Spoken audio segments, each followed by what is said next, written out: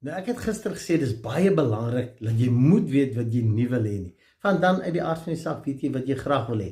Maar 'n baie belangrike faktor wat ek gesê het is, jy moet weet wat is die rede hoekom jy wil verander. Jy moenie verander omdat ander mense sê jy moet verander nie, of omdat ander mense ongelukkig is met goed in jou lewe nie. Jy moet verander omdat jy dit self wil doen.